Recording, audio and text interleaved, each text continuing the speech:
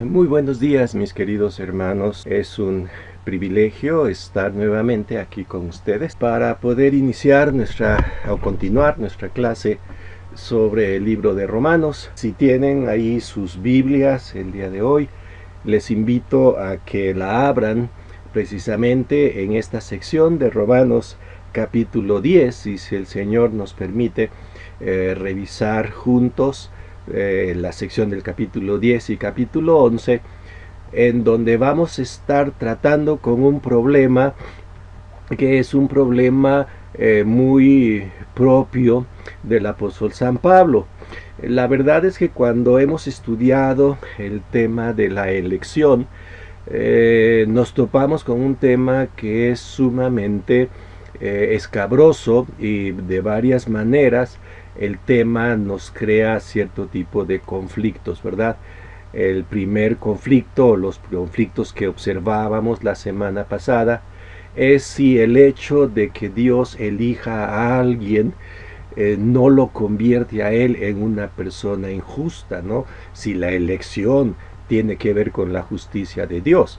Bueno, vimos cómo el apóstol San Pablo tocó este tema y lo desarrolló, y nos mostró cómo la elección se fundamenta en dos características propias de Dios. La primera característica es esa característica que tiene que ver básicamente con su misericordia.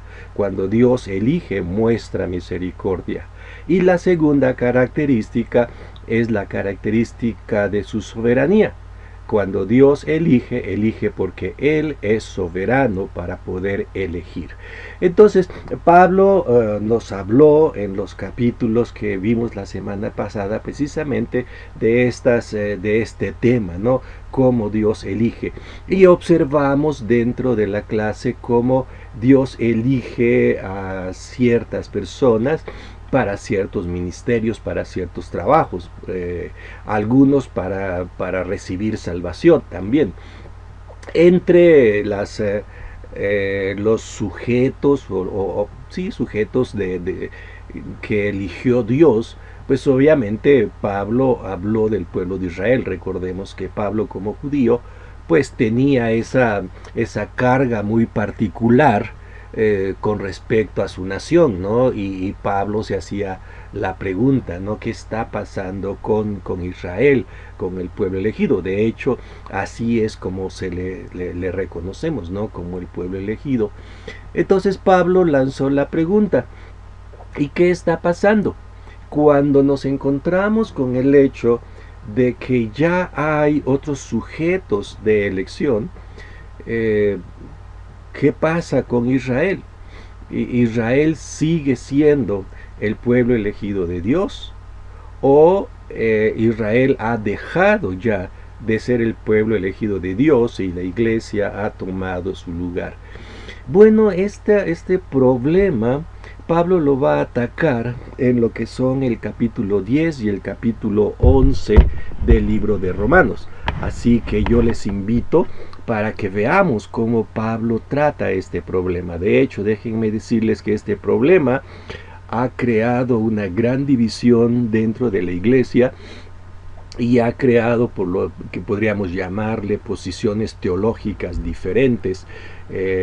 Las posiciones que dicen que sí, Israel lo perdió todo y que la iglesia ha tomado el lugar de Israel, y los que dicen que no, que la iglesia es parte del plan de Dios y que Israel todavía tiene un futuro como nación. Así que básicamente eso es lo que ha creado precisamente esta doctrina, una lucha grande dentro de la iglesia, una lucha teológica. Pero vamos a tratar de ver qué es realmente a donde Pablo nos lleva. Así que si me acompañan, por favor, les invito a que vayamos precisamente a la carta de Pablo a los Romanos, y vamos a estar tratando de ver precisamente los versículos 30 del capítulo 9 hasta el 36 del capítulo 11, en donde vemos esta segunda parte de la justicia revelada en la elección soberana. Y en esta segunda parte, después de que Pablo nos estuvo hablando de cómo Dios había elegido a Israel y también ha elegido a la iglesia. Ahora Pablo habla de la aplicación de esta elección y cómo Dios va a cumplir con este propósito de elección. Así que si me acompañan, vamos entonces a ver esta sección de la carta de Pablo a los romanos. Y entonces lo primero que vamos a estar viendo entonces ahora es esto, ¿verdad? Vamos a ver entonces cómo la aplicación de la elección soberana de Dios surtió efecto, ¿no? Algo que, como podríamos nosotros resumir toda esta sección de capítulo 9:30 hasta 10:21, es el siguiente, ¿no? Que Israel, aun siendo un pueblo elegido, debió buscar a Dios también por fe. Esto es algo que en ocasiones nosotros no captamos. A veces pensamos que el privilegio de la elección ya automáticamente nos da todo, nos da la salvación sin necesidad de que hagamos nada. Ahora, no se trata de una salvación por obras, ¿no? El punto que quisiera yo recalcar es este, ¿no? Que aún siendo elegidos necesitamos reaccionar y buscar a Dios por fe, es decir, entregar nuestra vida. Ser electo no significa que ya automáticamente se es salvo. Voy a ponerlo de esta manera, a ver si no nos confundimos, ¿no? Ser electo significa que estamos en camino de la salvación, pero para obtener la salvación yo debo de recibir a Cristo como mi Salvador. Es algo que Israel no contempló. Ellos pensaron que por ser el pueblo elegido, automáticamente en seco ya eran salvos. Pablo empieza entonces analizando lo que fue el tropiezo que Israel tuvo. Y nos dice Pablo que Israel tuvo dos problemas fundamentales, siendo el pueblo elegido de Dios, dos problemas que le alejaron del plan divino. El primer problema fue que ellos no siguieron a Dios por la fe. Y el segundo problema, obviamente derivado del primero, es que ellos empezaron a confiar en su propia justicia y no en la justicia que Dios estaba mostrando a través de Cristo. Es decir, rechazaron el plan de Dios e impusieron su propia justicia por la fuerza. Es decir, ellos creían que por tener la ley y por guardar la ley eran justos y no se daban cuenta que la ley demandaba que hubiera fe. Si analizamos el primer problema, nos encontramos con este hecho, ¿no? Que Israel no buscó a Dios por la fe, sino que lo hizo por las obras. Pablo empieza precisamente con esta pregunta: ¿qué pues diremos? ¿Que los gentiles que no iban tras la justicia han alcanzado la justicia? Es decir, la justicia que es por la fe. Mas Israel, que iba tras la ley de justicia, ¿no la alcanzó? Aquí la pregunta que Pablo hace es esto, ¿no? ¿Será entonces por qué es que los gentiles que no buscaban la justicia la encontraron, y la encontraron en la fe? Y los judíos que iban tras la justicia en la ley no la encontraron. La respuesta de Pablo es muy simple. ¿Por qué sucedió esto? Pues porque el pueblo de Israel iba tras la justicia, pero en base a sus propias obras. Ellos pensaban que podían salvarse haciendo lo que la ley decía, y no se daban cuenta que la ley les indicaba a ellos su necesidad de poner fe.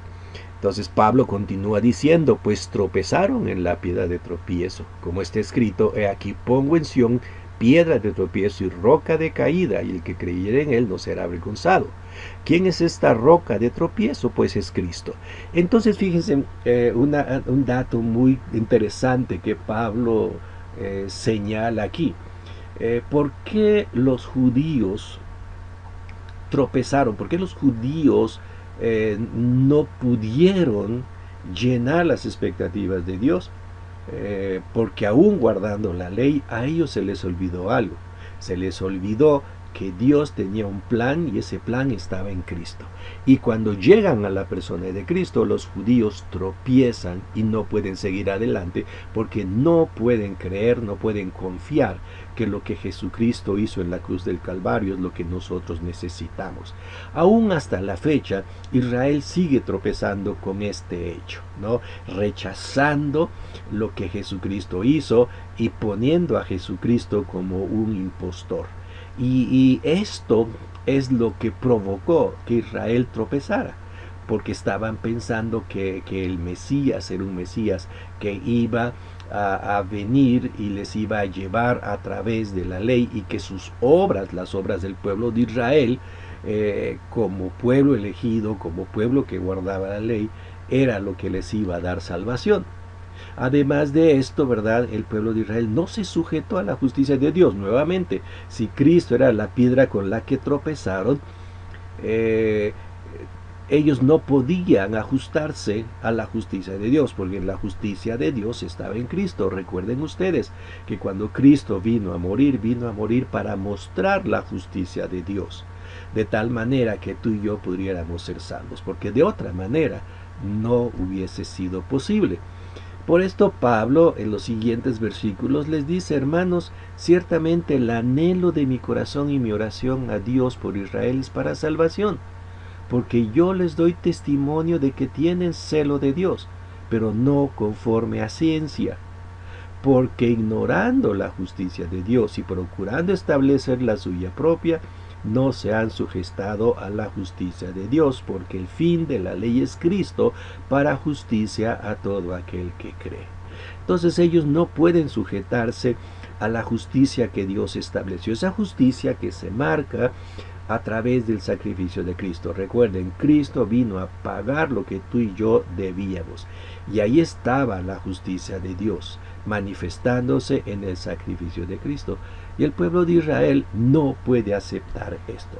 Entonces, dos problemas fundamentales que Israel tuvo fue el hecho de querer imponer su propia justicia, ¿sí?, de no querer aceptar la justicia de Dios, y también el hecho de que ellos están buscando ser justificados por las obras de la ley, por guardar y cuidar la ley. Ahora, ¿qué se requiere para poder ser salvo, ¿no? Si Pablo ya dejó en claro que no es por las obras de la ley, ¿qué es lo que se va a requerir? ¿Qué es lo que Dios requería de Israel para que pudiera ser salvo? Pablo nos muestra aquí tres elementos fundamentales. El primero de ellos es la confesión en Cristo, la segunda es la fe en Cristo y la tercera es la predicación de Cristo. Vamos a ver cómo Pablo nos lo muestra, ¿no?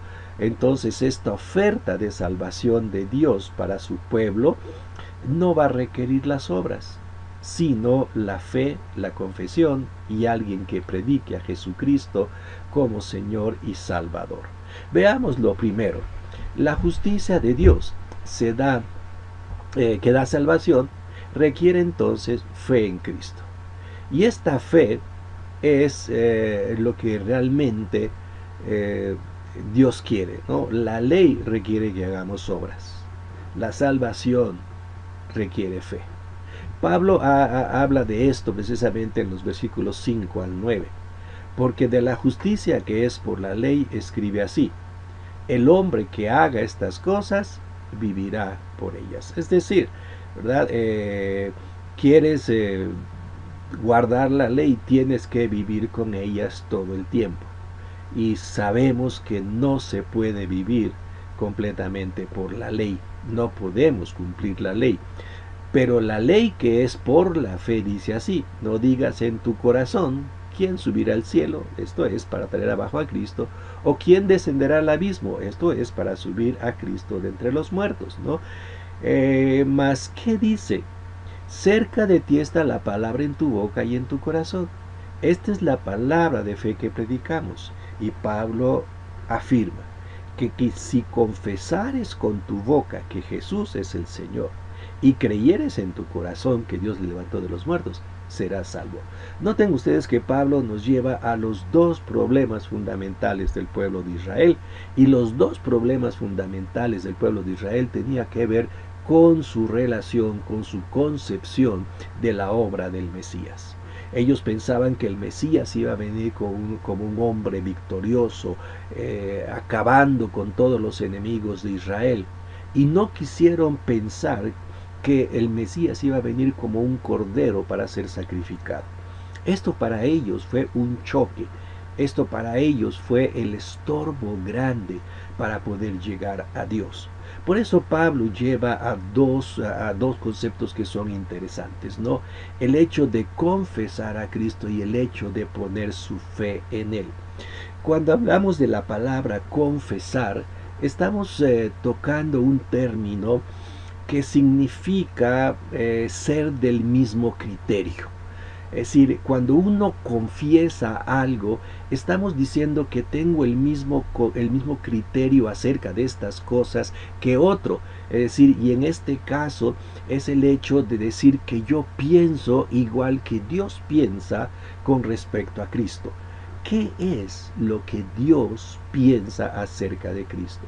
Pues que Él es su Hijo, que Él vino a este mundo a morir y que resucitó de entre los muertos, y que eso es suficiente para que yo pueda tener vida eterna, que si yo creo en este sacrificio, yo tengo vida eterna. Ese es el concepto de Dios.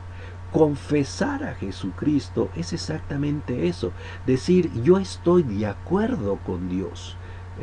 Yo creo que Jesucristo murió por mis pecados, y yo creo que si creo en Jesucristo, Él me va a dar vida eterna. Esto fue lo que el pueblo de Israel no pudo aceptar. Es decir, ellos no pueden confesar eso. ¿Por qué? Porque la segunda cosa que nos dice Pablo es que para confesar esto necesito haber tenido fe, necesito haber confiado en Jesucristo. Una persona que confía en Cristo, que cree en Cristo, puede hacer este tipo de confesión, ¿sí? De decir quién es Cristo para él. Entonces, la justicia de Dios requiere que nosotros estemos de acuerdo con Él, mientras que la justicia de la ley requiere que yo diga que yo puedo cumplir con la ley para poder ser salvo. Así que Pablo llevó al primer punto, ¿no? Si yo quiero creer en Cristo, tengo que llegar a ser de la misma mente de Dios con respecto a Él, poner mi fe en Jesucristo. La justicia que Dios da entonces va a requerir precisamente esta fe y esta confesión, porque con el corazón se cree para justicia. Es decir, la fe es un acto interno, ¿sí?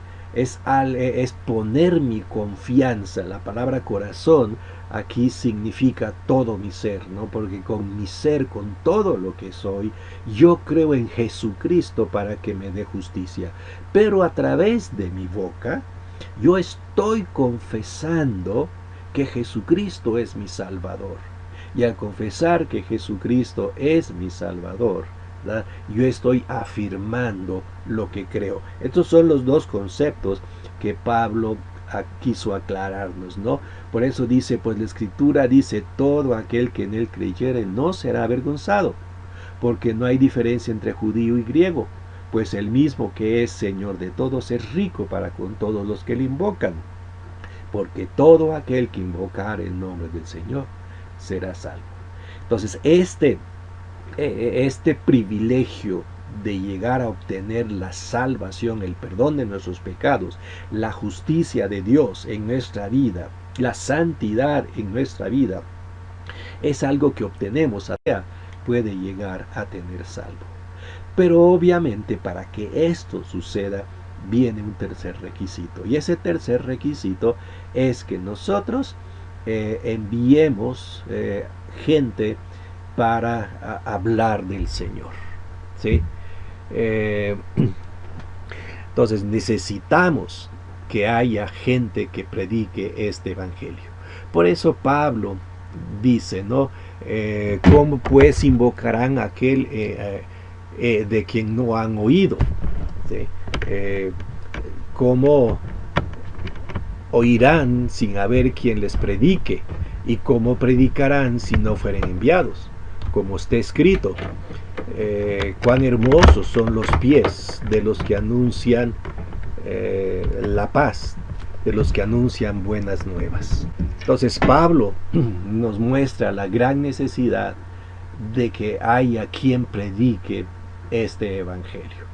Así que, hermanos, notamos, ¿no? Entonces, si el evangelio tiene que llegar al mundo entero, a todas las personas, tiene que haber quien nos envíe. Entonces Pablo nos habló de estos elementos. Para ser salvo, ¿qué se requiere? Que yo tenga una convicción plena en que Jesucristo es mi Salvador. En segundo lugar, que yo crea que Jesucristo es mi Salvador. Y en tercer lugar, que yo esté dispuesto también a compartir este mensaje con otros. Pero ¿qué fue lo que pasó con Israel? Nuevamente Pablo lleva a este punto, ¿verdad? Que para nosotros es claro y lo vemos en la historia, que no es otra cosa más que el rechazo que Israel hizo de la persona de Cristo. En el capítulo 10, versículo 16 al 21, ¿verdad? Nos va a decir Pablo así en síntesis que el pueblo de Israel fue una nación desobediente a Dios, que no quiso seguirlo, sino que se le opuso. Entonces, esta actitud de Israel, de desobediencia, de rechazo a Dios, es una actitud que encontramos desde la antigüedad. Pablo nos va a llevar precisamente un poquito a la historia y nos va a citar por lo menos a dos autores que confirman esta actitud negativa del pueblo de Israel. Uno de ellos es el profeta Isaías y el otro es Moisés, ¿sí? Quienes manifestaron precisamente en sus escritos cómo el pueblo de Israel constantemente rechazó a Dios. Isaías, por su parte, por el año 700 antes de Cristo, atacó este problema del pueblo en su libro y mostró cómo Dios constantemente estaba reclamándole al pueblo de Israel su incredulidad y cómo llegó el punto cuando el pueblo de Israel empezó a quejarse de Dios y a decir que ya estaban hartos de este Dios y empezaron también a echarle la culpa a Dios de todos los males que el pueblo estaba viviendo. Cuando esta mentalidad entró en el pueblo de Israel, Dios no tuvo más que hacer que llevarlos a la cautividad. Lo mismo sucedió durante el tiempo de Moisés. Si nosotros recordamos la historia, Moisés nos narra que de la salida del pueblo de Israel, muchas ocasiones el pueblo se rebeló precisamente con la misma actitud. Estaban hartos de Moisés, estaban hartos de Dios y decían que Dios era el causante de todos los males que estaban viviendo en el desierto. Bueno, aquí es donde Pablo entonces entra a describir esta actitud del pueblo de Israel. En el tiempo de Cristo, Israel oyó el Evangelio, pero siglos atrás el pueblo de Israel ya había escuchado que tenían que poner su fe en Dios y no lo habían hecho. Pablo escribe en estos pasajes, ¿sí? Voy a ser selectivo aquí, voy a empezar a ser selectivo en los textos, cuando dice, mas no todos obedecieron el Evangelio, pues Isaías dice, Señor, ¿quién ha creído a nuestro anuncio? Así que la fe es por el oír y el oír por la palabra de Dios. Pero digo, ¿no han oído? Si tenía que escuchar el pueblo de Dios la palabra de Dios, ¿no había alguien que hubiese llevado este mensaje a ellos? Claro que sí, ¿verdad? Isaías dice, por toda la tierra ha salido la voz de ellos y hasta los fines de la tierra sus palabras. ¿Sí? También Moisés dice, yo os provocaré a celos con un pueblo que no es pueblo, con pueblo insensato provocaré a ira. E Isaías dice resueltamente, fui hallado de los que no me buscaban, me manifesté a los que no preguntaban por mí. Pero acerca de Israel dice, todo el día extendí mis manos a un pueblo rebelde y contradictorio.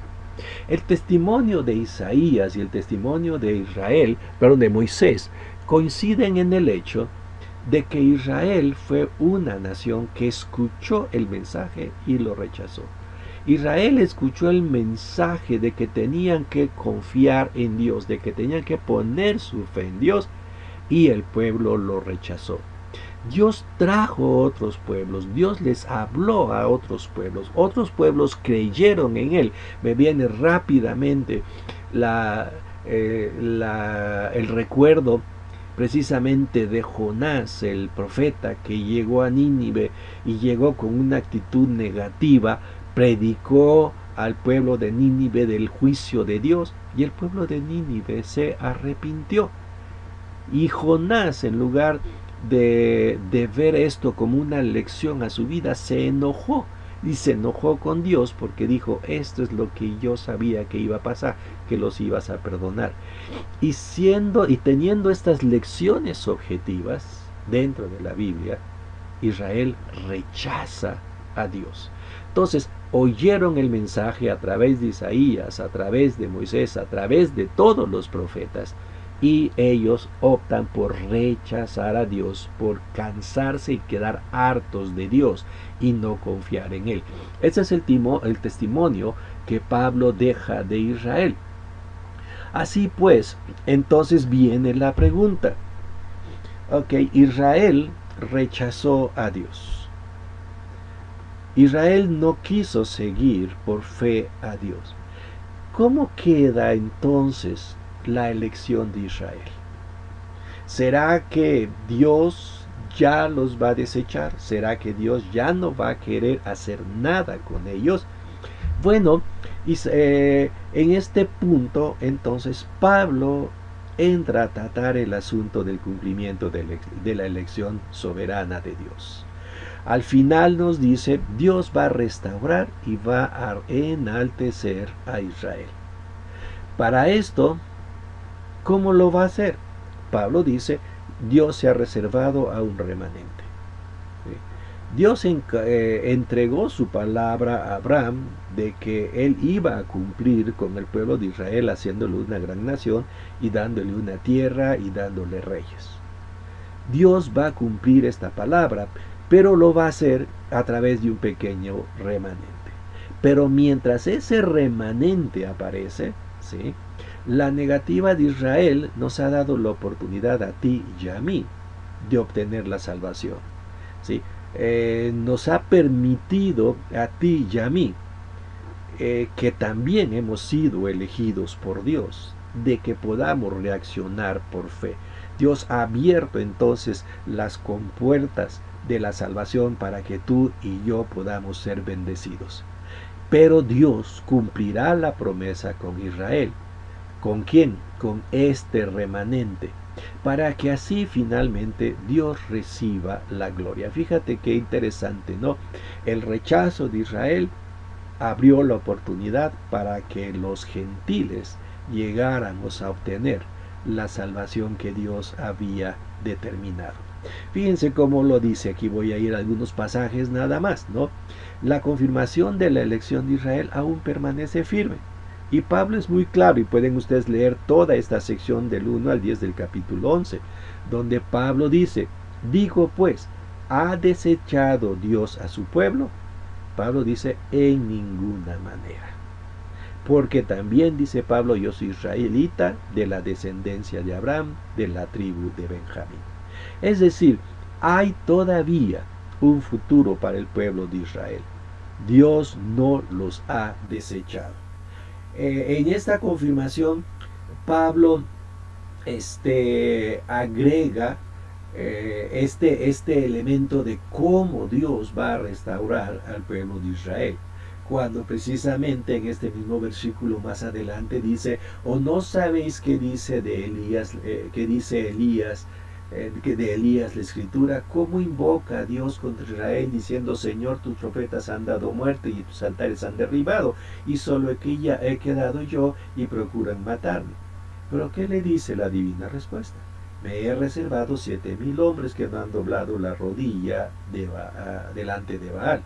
Así también aún en este tiempo ha quedado un remanente escogido por gracia. Es decir, el plan de Dios no ha desaparecido, así como en el tiempo de Elías. Dios tiene reservado un remanente que Él va a levantar en su tiempo y en su momento para cumplir el plan final que tiene que ver con la elección de Israel, ¿sí? Sin embargo, ese rechazo y ese plan de levantar a este remanente con el tiempo nos da a nosotros la oportunidad, dice Pablo, de llegar a obtener la salvación, nosotros que no éramos de Israel. Digo pues, han tropezado los de Israel para que cayesen en ninguna manera, pero por su transgresión, vino la salvación a los gentiles para provocarlos a celos. Y si su transgresión es la riqueza del mundo y su defección la riqueza de los gentiles, ¿cuándo más su plena restauración? Entonces Pablo habla de estos tres momentos especiales en el pueblo de Israel. El primero de ellos fue el hecho de que Israel rechazó en su momento a Jesucristo como Salvador personal. Eso abrió la puerta para que nosotros pudiéramos tener vida eterna. ¿Y qué va a pasar? Bueno, pues viene un tiempo, un tercer momento, cuando el pueblo de Israel va a volver la mirada a Cristo y se va a entregar a Él. Y esto va a ser la plena restauración de Israel como nación, cumpliendo todas las promesas de Dios. Y esto, dice Pablo, va a ser una gran alegría y va a ser una plena adoración y glorificación de Dios por este plan. Entonces, esto es lo que Dios tenía en mente.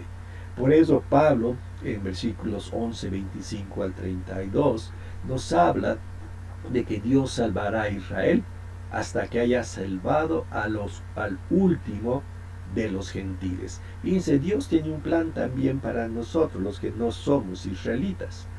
Pablo dice, porque no quiero, hermanos, que ignoréis este misterio, para que no seáis arrogantes en cuanto a vosotros mismos, que ha acontecido a Israel endurecimiento en parte, hasta que haya entrado la plenitud de los gentiles, y luego todo Israel será salvo. Entonces, fíjense, ¿qué es lo que Dios está haciendo ahorita? Dios está colectando, Dios está juntando a todos aquellos que ha elegido dentro del mundo gentil, dentro del mundo no israelita. Y Dios va a volver a tratar con Israel hasta el día cuando el último de los elegidos, el último de los no israelitas, entren al seno de la presencia de Dios, es decir, sean salvos. Por eso Pablo cita este texto que dice, vendrá de Sión el libertador que apartará de Jacob la impiedad, y esto será mi pacto con ellos cuando yo quite sus pecados. Entonces Dios vuelve a este remanente que tiene apartado y que aparecerá cuando el último de nosotros, los no judíos, lleguemos a los pies de Cristo. Entonces va a venir el libertador. Y esto nos dice que todo esto va a suceder cuando el Señor Jesucristo regrese. Cuando Cristo regrese a esta tierra, Dios va a volver sus ojos al pueblo de Israel, y este libertador que vendrá de Sión va a apartar a Israel de la impiedad. Obviamente Pablo nos está llevando a un concepto que no va a tratar aquí en el libro de Romanos, pero que lo trata en otros capítulos y que tiene que ver con la segunda venida de Cristo. ¿Cuál es una de las razones para que Cristo regrese a esta tierra? Pues precisamente es esta, la de liberar al pueblo de Israel de su impiedad y cumplir el pacto que Dios hizo con ellos. Así que finalmente la gloria por elegir a Israel y a los gentiles va a ser para Dios. Es bello ver cómo termina precisamente esta sección del capítulo 11. Si Dios, fíjense, si vemos todo este plan que Dios ha trazado, podemos darnos cuenta de que no es un plan hecho a la ligera, no es un plan que se va modificando a cada rato dependiendo de las circunstancias, sino que es un plan que Dios ha tenido establecido a lo largo de toda la eternidad. ¿Cuál es este plan? Dios eligió a Israel e eligió a los gentiles. Israel estuvo endurecido y rechazó el plan de Dios, rechazó el plan de justicia a través de Cristo. Y ese rechazo nos abrió la puerta para que nosotros pudiéramos tener acceso a ese plan. Sin embargo, va a llegar el momento cuando ese Cristo, que es clave en el plan de Dios, regrese a esta tierra. Y entonces Israel va a volver los ojos a Dios a través de Jesucristo. Ahora, este plan perfecto que Dios ha trazado aquí le va a traer gloria a Dios. Por eso Pablo, cuando ve el plan de Dios, no puede menos que expresarlo de esta manera: oh profundidades de las riquezas de la sabiduría y de la ciencia de Dios, cuán insondables son sus juicios e inescrutables sus caminos. Entonces, cuando vemos el plan de Dios, ¿quién puede decir estás mal? ¿O quién puede decirle a Dios estás equivocado, las cosas no son así? Nadie, porque el plan de Dios es un plan profundo de riqueza en sabiduría y en ciencia. O sea, es un plan perfecto de parte de Dios. Por eso dice Pablo, porque ¿quién entendió la mente del Señor o quién fue su consejero? Dios no fue preguntando ahí, oye, ¿qué puedo hacer? Claro que tú y yo en muchas ocasiones hemos estado así en circunstancias, ¿no? Oye, ¿qué hago aquí? Me está fallando esto, ayúdame. Dios no tiene consejeros, Dios es plenamente sabio y nosotros no podemos llegar y decir, Señor, tú eres injusto. Recuerda que era una de las acusaciones, tú eres injusto al hacer eso. No, no podemos hacer eso porque el plan de Dios es perfecto. ¿Quién puede entender la mente del Señor? Solamente Dios. ¿Quién fue el consejero de Dios? Nadie. Él toma sus propias decisiones. ¿O quién le dio a él primero para que fuese recompensado? Nadie. Por eso Pablo dice, porque de él y por él y para él son todas las cosas. A él sea la gloria por los siglos de los siglos. La pregunta es, ¿por qué Dios hace esto? ¿Por qué Dios, vamos a irlo de esta manera, viéndolo de nuestra perspectiva, y perdónenme, una perspectiva muy humana, por qué Dios se metió en tantos problemas? Elegir a un pueblo que lo iba a rechazar para después dar la oportunidad a otro pueblo, de tal manera que el pueblo primero tuviera celos del pueblo segundo y volviera a Dios y Dios rescatara a todos. ¿Por qué mejor no elegir a todo el mundo y decir todos ellos son? Y de hecho así lo hizo, ¿sí? Pero ¿por qué meterse en esa camisa de 11 varas? Dios sabe por qué. Es su mente, es su plan y es su propósito. Y lo bonito que Pablo nos dice es que Dios hace esto para gloria suya. Para que nosotros, cuando pase todo esto y lo veamos, podamos voltear la cabeza y decirle, Señor, de veras eres grande. Señor, de veras eres perfecto. Señor, lo que tú hiciste, nadie más lo puede hacer. Fíjense qué curioso es esto, porque nosotros lo vemos desde una perspectiva diferente. Nosotros lo vemos desde la perspectiva de este tiempo. Y vemos cómo algunas de las cosas en el plan de Dios como que no encajan muy bien. Pero Dios está en la perspectiva eterna y lo ve todo. Y sabe exactamente bien lo que tiene que hacer. Esto, hermanos, entonces nos debe llevar a estas conclusiones. La elección de pueblos o individuos es un acto de la soberanía de Dios. No es un acto de injusticia, ¿sí? Es un acto de la soberanía de Dios, es una manifestación de la misericordia de Dios. Si recordamos nosotros de dónde Dios tuvo que elegir. ¿Sí? Dios no tenía chance de elegir cosas buenas. Dios tenía que elegir de lo malo, de lo peor que había en el mundo. Así que Él eligió de una manera soberana y eligió con misericordia. La segunda lección que observamos es que la elección, como Dios la determina, no hace que el elegido sea salvo automáticamente. ¿Sí? Es decir, ser elegido no significa ser salvo. Voy a ponerlo de esta manera.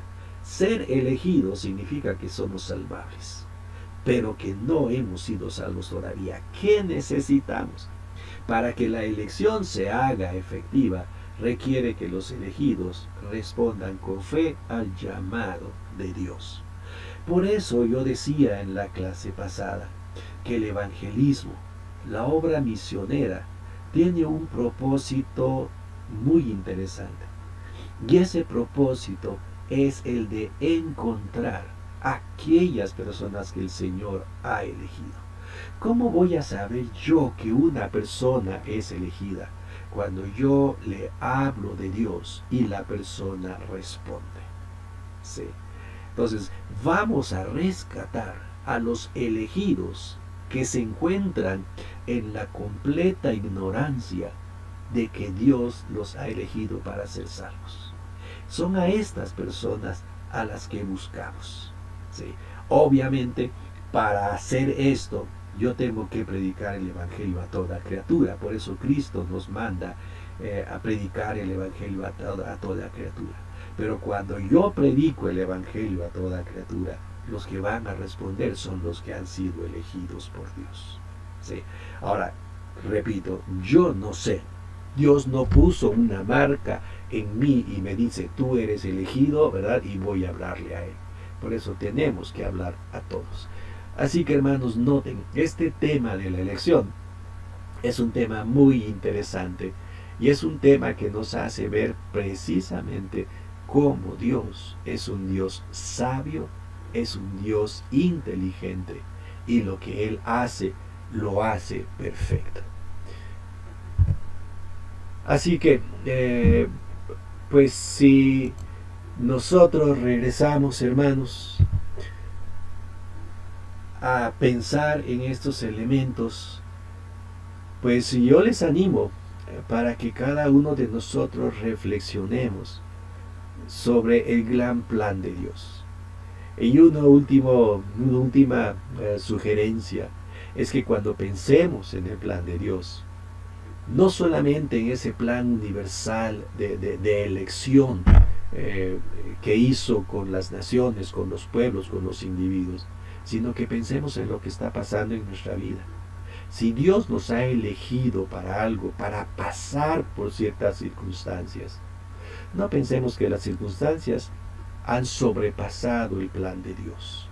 Pensemos bien que Dios está trabajando en medio de las circunstancias y las circunstancias están trabajando para que el plan de Dios se haga. Y ese plan de Dios es perfecto. Esta es una buena reflexión para estos momentos de ansiedad en que estamos viviendo, en estos momentos en donde nos sentimos hasta débiles, ¿verdad? Bueno, recordemos, Dios tiene un plan en todo esto. Y lo que Dios quiere a través de este plan es que nosotros le demos la gloria y la honra a Él. Así que quiero dejarte con esta idea, ¿no? ¿Cuál crees que es el plan que Dios tiene para ti? Bueno, si tú lo ves en tu vida y vas analizando lo que Dios está haciendo contigo, te vas a dar cuenta de que Dios tiene un plan perfecto. ¿Qué tienes que hacer? Pues lo que tienes que hacer es darle la gloria a Dios.